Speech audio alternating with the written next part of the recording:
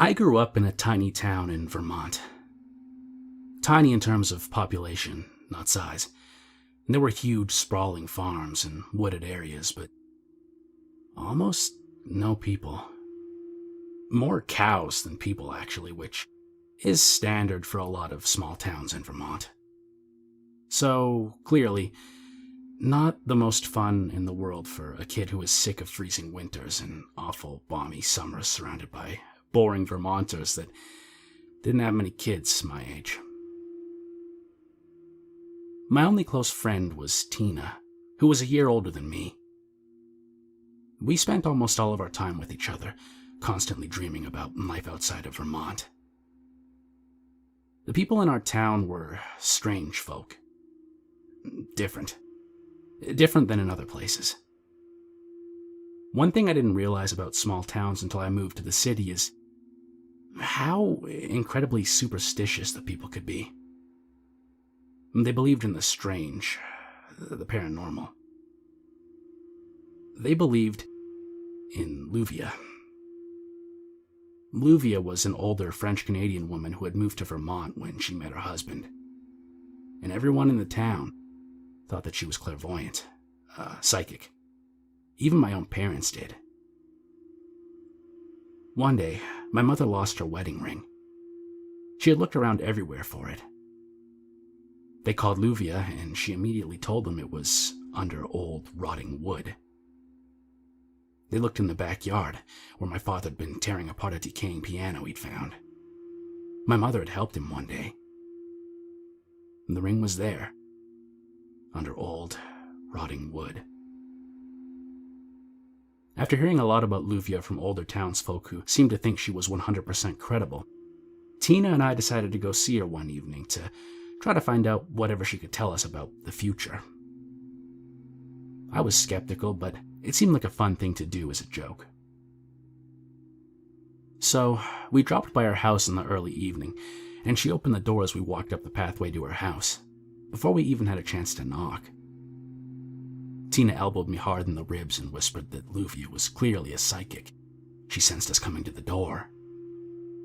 I whispered back that it probably had more to do with her house being full of windows and the fact that she probably saw us coming from a long mile away. Either way, I started to feel strange the minute we got closer to her. She was very, very old, very tiny, and kind of sunken. Sunken eye sockets and sharp cheekbones and a sort of concave chest cavity.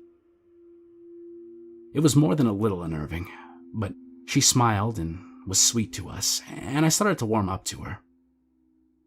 Nothing about her or her house screamed creepy psychic to me, just a well-dressed older woman in a cabin-style house. It actually looked like how you'd imagine any typical grandmother's home. Doilies, knitting, family magazines, etc.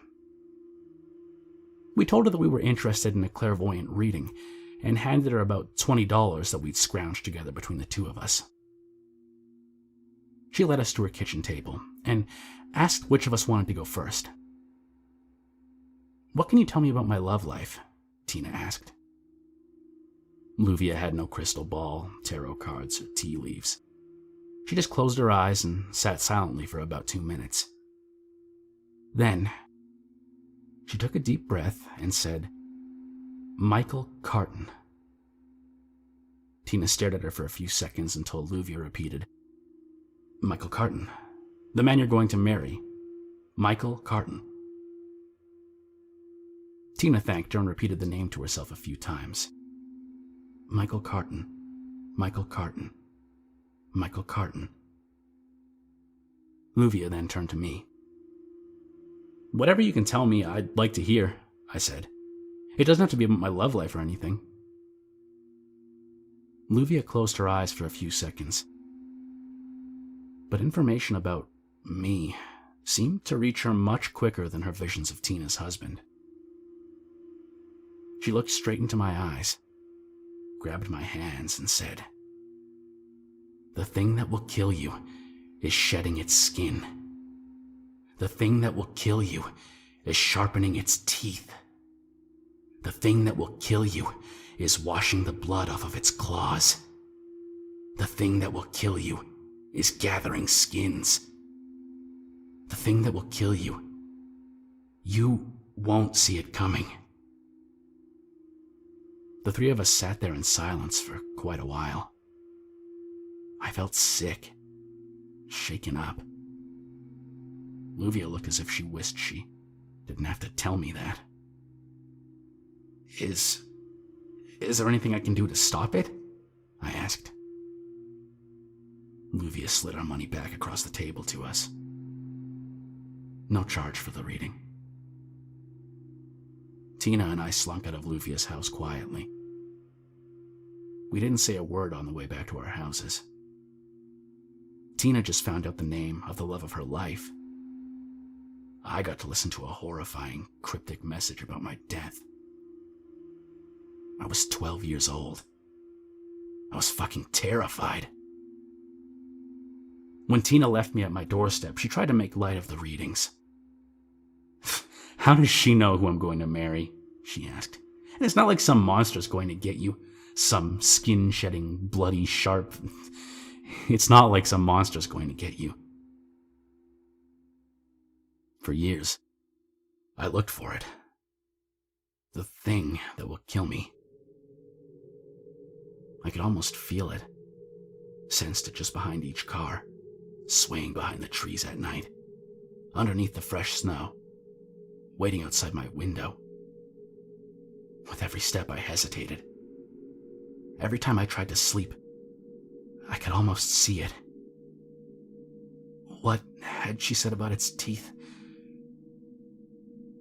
I looked out for sloughed skin, for blood, for skins, for hides. But I never found it. When I was 18, I left for college in California to get far away from the snow and the cold and the thing that'll kill me. I stopped sensing it everywhere. My heart stopped pounding whenever I walked alone at night. Maybe, whatever it was, it stayed in Vermont. Maybe it wasn't a thing at all. People in California laughed when I told them the story, and it stopped seeming real. Just the ramblings of a tiny, ancient French-Canadian woman. It wasn't real. When I was 27, a wedding invitation came in the mail. Tina was getting married. This was the first I'd heard of it. I was still in California and barely kept in contact with anyone from back east. It almost seemed like a past life. You have been cordially invited to the wedding of Michael Carton and Tina... Wait. No. She clearly had the name in her mind. Michael Carton, and she sought him out. It had nothing to do with Luvia. Her predictions weren't real. They couldn't be. Clairvoyants don't exist. It's ridiculous to think that kind of thing happens in the real world. So I went to the wedding. Tina, Michael, and I laughed about the whole thing. The psychic knew. She predicted it. Of course she didn't. Tina and Michael decided it was nothing more than a funny story to tell their future children. Just tell us if you run into some beast with razor-sharp teeth that's gathering skins, okay? Then we'll think it's more than just a funny coincidence. I left the wedding as sure as I ever was that the thing that will kill me wasn't real. Didn't exist. I'd look behind the trees, behind the cars. Nothing was waiting for me. Nothing was ready to skin me, and I didn't know why I'd been scared for so long. The best thing about Tina's wedding was that we got back in touch for the first time in a very long time. And we were very different people than we had been as children, but we still shared more of a bond than we realized. She was happy, living in Vermont with Michael. She told me everything that was going on in our old town. The population slowly increasing, the new schools they were building, the babies that were born, Luvia dying. As the years went on, Her calls and emails got less and less frequent. She always seemed to be busy. Soon, they tapered off completely. I missed her, of course, but I had my own life, and I could check in on my childhood home whenever I wanted. One winter, I came into town to visit my parents for the holidays and decided I'd swing by Tina's house. I'd normally never just stop by, but she was pretty bad about answering her phone, and I really wanted to see her. I pulled up to her and Michael's house. 2 cars were in the driveway, so I figured they were both home, and I walked up and rang the doorbell. Michael opened it, dressed in several layers and a large coat, as if he had just come in from the snow. He invited me inside. He looked really surprised to see me and asked if I had talked to Tina recently. I haven't, actually. Not in several months. Sorry about the invasion. I don't usually just drop by like this, but I was wondering if I could see her. I figured you'd know. That you'd have heard. She left me a few months ago. Just up and left. Hasn't spoken to me since. I'm so sorry. I had no idea. He took off his coat and hung it on the coat rack by the door. Can I take your coat? He asked. I told him it was all right, that I wouldn't be staying long. I was just so shocked she'd do something like that. He was a really good guy. I'm sorry, I was about to get ready for bed. I've got an early workday tomorrow. Do you mind? He kicked off his shoes, pulled his sweater off, and headed towards his bathroom. I settled in, looked around their home. Of course I don't mind. Do you know where she went? I don't, he yelled from the bathroom, a mouthful of toothpaste. She didn't call until after she was gone. That's awful. I'm sorry. He started flossing, and when he saw me looking toward him, closed the door for privacy. When I heard the shower water start running, I pulled out my phone, figuring I'd take this time to look through Tina's last messages to me, to see if she gave me any hint as to where she went. Any clue. My phone fell out of my hand as I grabbed it out of my bag, and I saw it drop beneath the couch. As I felt around under the couch for my phone, my hand hit something else. A massive clump of long hair. I pulled it out from beneath the couch. It seemed so strange. Such a large mass of hair. Brown hair. Tina's shade. Hair with a piece of scalp still attached. The thing that will kill you is gathering skins.